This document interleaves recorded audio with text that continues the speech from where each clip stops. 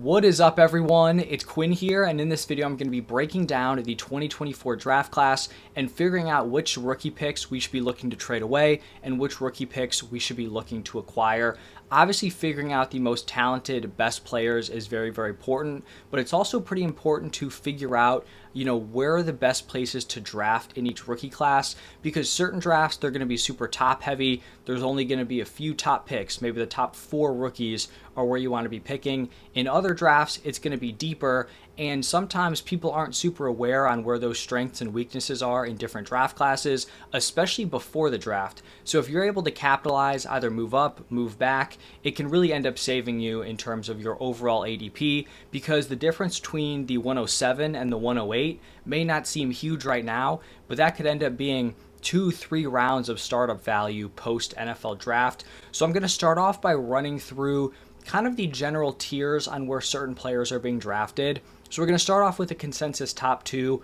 Most people in their top 2, it's going to be Caleb Williams, Marvin Harrison Jr. I think some people, including myself, have Marvin Harrison Jr. and Malik Neighbors pretty much back to back, but I think the general consensus is that Marvin Harrison Jr. is being drafted ahead of Malik Neighbors, at least pre-draft, before we actually see the landing spots. So to consensus top 2, Caleb Williams, Marvin Harrison Jr., I think that's fair.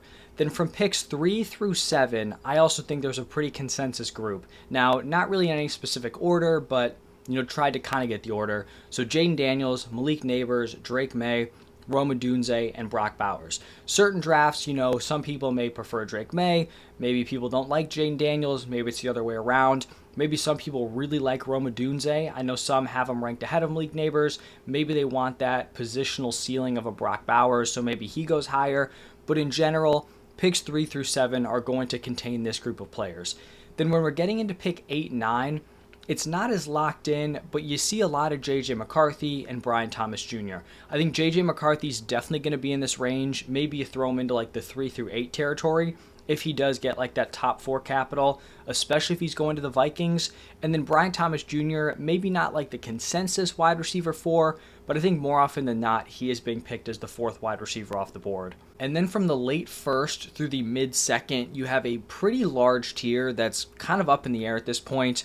So some of these guys probably going to be trending towards the late 1st area no matter what. Guys like Xavier Worthy, A.D. Mitchell. But you have other players in here: Michael Penix, Ladd McConkey, Troy Franklin, Jonathan Brooks, Bo Nix, Trey Benson, Keon Coleman, Blake Corum. People are all over the place with these running backs. They're also all over the place with a lot of the wide receivers in this tier. And then the quarterbacks are kind of a crapshoot also. It seems like they're both around 50-50 to go in round 1, but you never know how that could play out. One of them could end up going, mid-1st round, and they're looking a lot more appealing than they look right now. So that late 1st to mid-2nd tier, it's very jumbled together. There's not a ton of clarity with that group. So just looking at these overall tiers, I think there's a pretty big fall off after pick, 7, 8 area. If McCarthy's getting that top draft capital, we'll throw him in there. I think there's a pretty big fall off after the top 8. I feel like, we're really stacked through pretty much like the mid-1st round. After that, it starts to slip. I think everyone in the top 7 has the opportunity to be a top 3 round startup pick, including J.J. McCarthy if he goes top 4 to the Vikings, so I guess like top 8. And then from the 110 to the mid-2nd, like I said, there's just not a lot of consensus there. Now, there are ways that like pick 110, 111, 112 potentially work out, right? Like there are ceiling landing spots for some of these players. If Xavier Worthy goes to the Bills to be their wide receiver 1, that's obviously a great landing spot.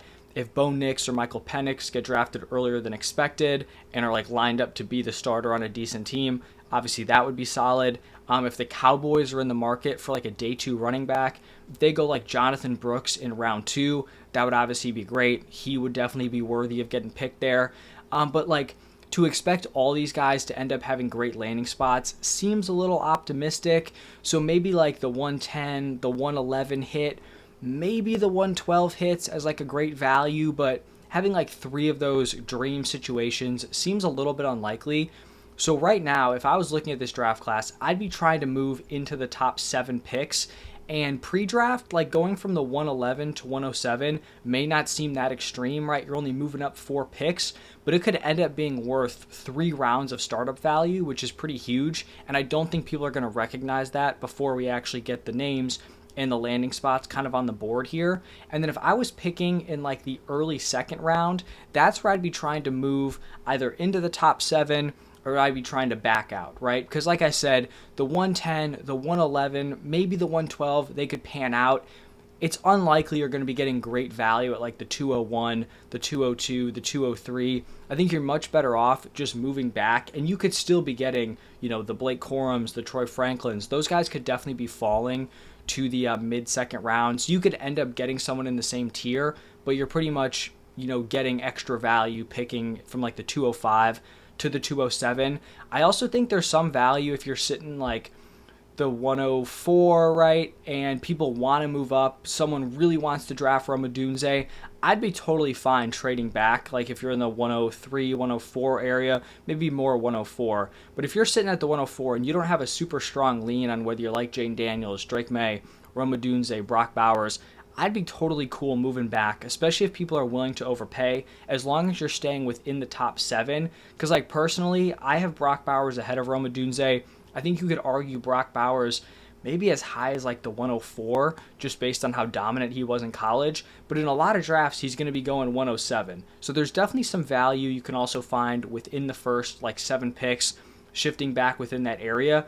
But in general, I'd say this is a pretty top-heavy draft. The first half of the first round up is very stacked. Not necessarily like the back half is weak, but there just definitely is a fall-off. So you can get into that top 7. I think you should. If you want to hang around like the 109, 110, 111 area, I get it. But if you're sitting early second round, I would try to shift back into the mid-second. I just think you can, add some extra value there. So those are my initial thoughts, on how to evaluate the picks within this draft class. I'll do a similar video after the draft actually takes place because we'll kind of have a more clear idea. But I think it's going to be easier to really pull off these moves before the draft because, right, if the value's there, it's going to be easier for people to see it. When they have to kind of project, look forward to landing spots, they're not going to be as locked in, they're not going to be as sharp. So those are my thoughts. How are you guys feeling about these specific picks? Do you agree with getting into the top 7? Do you agree with moving out of the early second? Let me know down below. Thank you all for stopping by, and I will see you in the next one.